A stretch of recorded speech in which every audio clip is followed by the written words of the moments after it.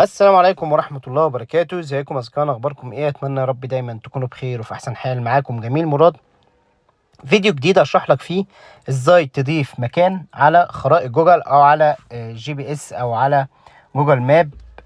زي ما تقول يعني ازاي تقدر تضيف مكان معين، سواء بقى مكان صيدلية، محل، متجر، ملعب كورة، منزل، فيلا، اي حاجة انت عايز تضيفها هتضيفها. اي حد يبحث عنك في جوجل ماب هتقول له بس ده العنوان بتاعي، ابحث مثلا عن منزل الحاج مراد، او مثلا تبحث عن شركة كذا، او تبحث عن صيدلية، هتلاقي مكانها في الخرائط ظهر وبتضاف الاسم زي ما هي موجودة كده. مثلا هنا بيقول لك مزارع ورثة سيف، بنفس الطريقة يظهر مكانك على جوجل ماب.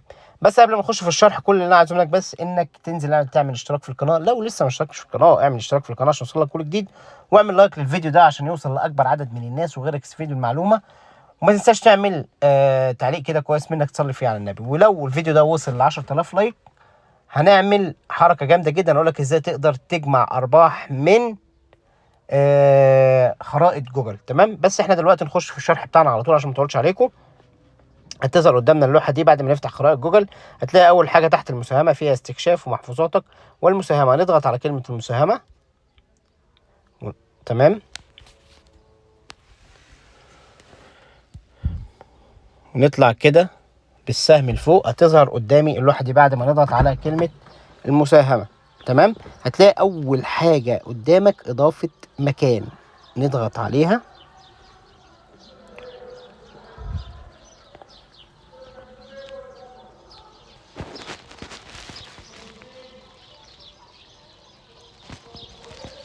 اول ما تفتح معاك زي كده هتيجي على اول حاجه تحت تفاصيل المكان.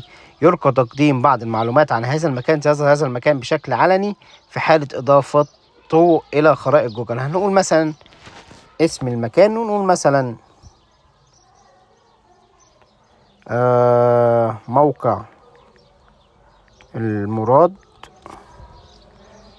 بعد كده هنختار الفئه، انت بتختار هنا الفئه اللي انت عايزها. احنا بنقول وحدات سكنيه. تمام، مجمع سكني مثلا. بعد كده العنوان، هنكتب العنوان بتاعنا، هنقول حلوان الجديدة مثلا اهو. تمام، بعد كده نضغط عليه اضافة اهو زي ما انت شايف. هو انت بتختار بقى المكان بتاعك، بتجيبه كده من على القمر الصناعي. مثلا احنا بنشرح، مثلا نجيب نختار المكان ده ونضغط عليه تم. احنا مش عايزين ندوس تم عشان ما نعملش اضافة للمكان عشوائي يعني. هنيجي تحت هنا نلاقي مكتوب يقع داخل ساعات العمل، معلومات، رقم الهاتف، الموقع. ده لو انا بحط شركة او محل